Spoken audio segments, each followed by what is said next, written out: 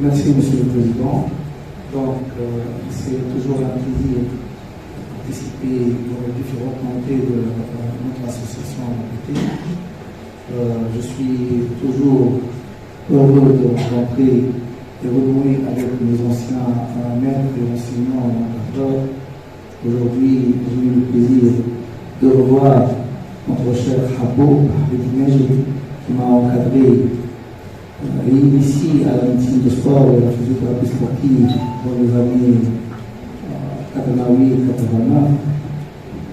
Mon cher ami Steve Bordida, qui m'a initié et celui qui m'a inspiré concernant cette technique de blood flow de stretching. Lui qui a beaucoup travaillé sur cette technique à l'hospital à Qatar, et c'est le meilleur qui connaît les avantages de cette technique.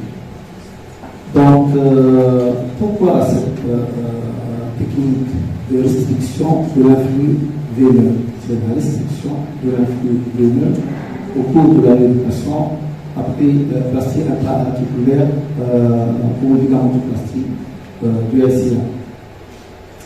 Donc, il faut savoir d'abord l'effet d'une plastie intra-articulaire ou d'un ligament croisé chez les sportifs, des effets néfastes sur les conditions physiques. Après, vous savez tout le monde que maintenant tous les scientifiques affirment que pour récupérer un sportif, il faut entre 6 à 9 mois, pas avant ça. Donc, ce désentraînement,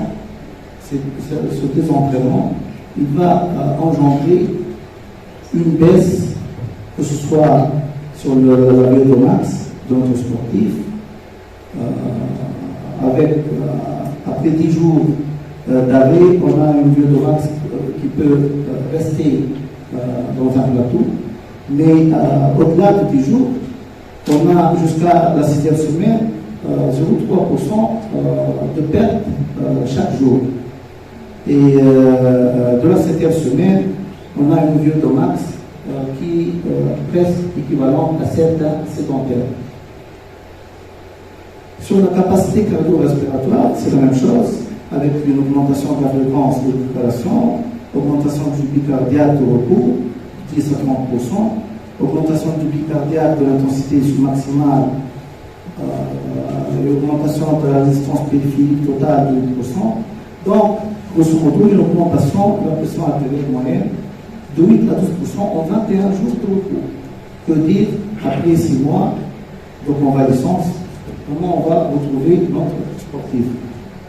Les caractéristiques musculaires et les fameuses caractéristiques musculaires, avec l'énorme atrophie musculaire et perte de volume sur le volume et l'atrophicité musculaire qu'on va perdre. Vous voyez que on a une diminution de la densité capillaire de 6% en 15 jours, diminution des fibres oxydatives 14 à 40% entre 56 et 84 jours, diminution de la surface de section moyenne des fibres musculaires 6 à 37% entre 14.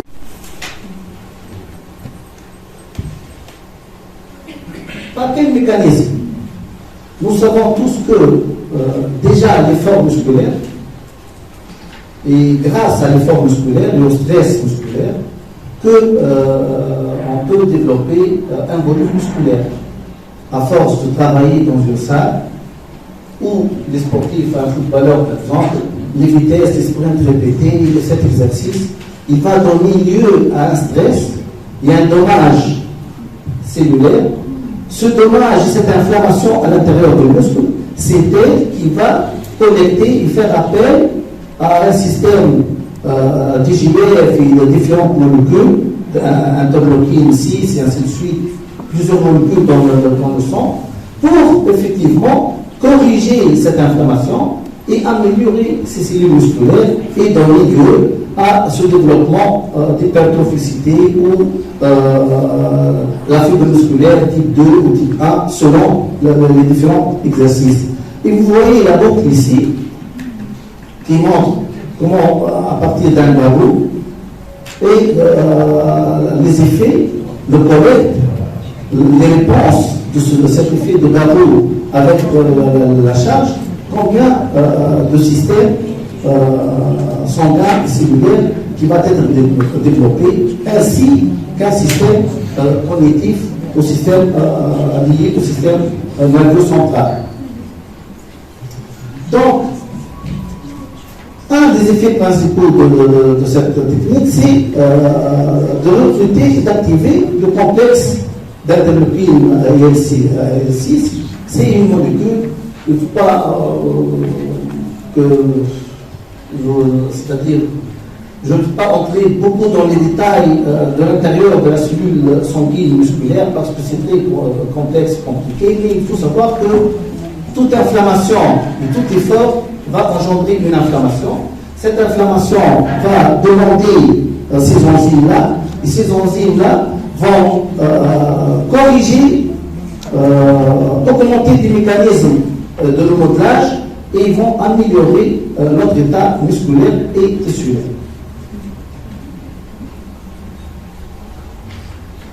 Donc, ce stress métabolique va permettre la stimulation préférentielle de différentes fibres, que ce soit les fibres rapides si on travaille sur le rapide, les fibres lentes si on travaille sur l'endurance. Donc, en quelque sorte, au lieu de travailler sur 6 semaines pour avoir un effet X au niveau de notre système musculaire, que ce soit pour les sportifs en endurance ou les sportifs des sprinters, cette technique de BFR, elle va donner le même effet, mais dans un laps de temps très raccourci.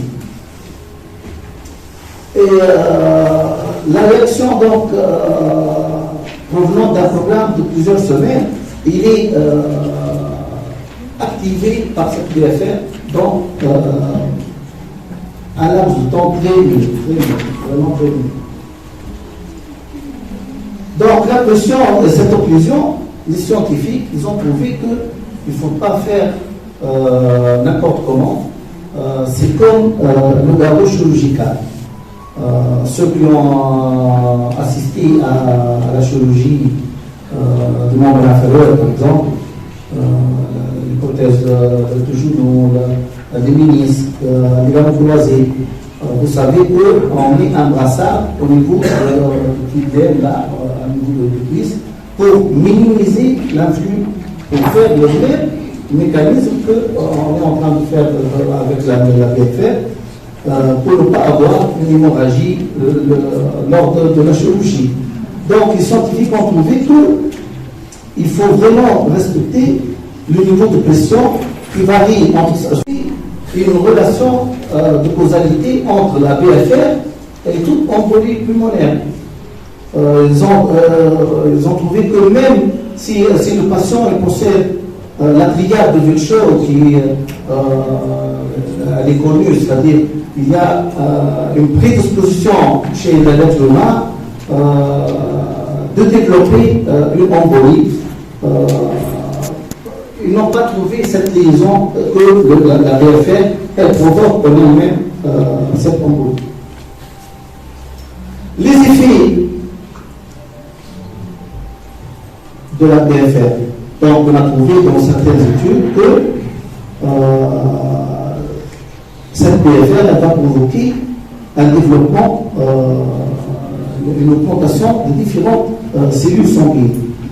Et il va développer, et provoquer, et stimuler la synthèse des protéines. Et il va empêcher sa dégradation. Et par cette façon, il prévient l'atrophie musculaire et au contraire, il donne une hypertrophie à ce muscle. Donc, ça limite chez les chirurgiens qui ont trouvé cette technique très importante et très bénéfique, ça limite et ça minimise les effets de l'immobilisation et des suites opératoires d'une façon générale. Bien sûr, de manière générale, l'entraînement en endurance va améliorer la capacité de performance grâce à des adaptations musculaires et cardio-musculaires. La BFR, elle va potentialiser grâce à cette technique de BFR. Et elle va améliorer, que ce soit sur l'endurance, que ce soit, c'est-à-dire le conditionnement cardio-respiratoire, que sur la force musculaire et bien sûr par la suite la performance sportive. Et ce n'est pas des études scientifiques qui vont, et comme vous venez de voir, c'est tous des études très récentes. Hein. Donc, malgré un niveau d'intensité d'effort minime de nombreux effets positifs qu'on a rapporté, augmentation de la force, volume musculaire, de la performance du stress, amélioration de la VO2 max, compilance vasculaire, des effets que ce soit sur la consolidation de l'os, l'augmentation de sa densité et ainsi de suite.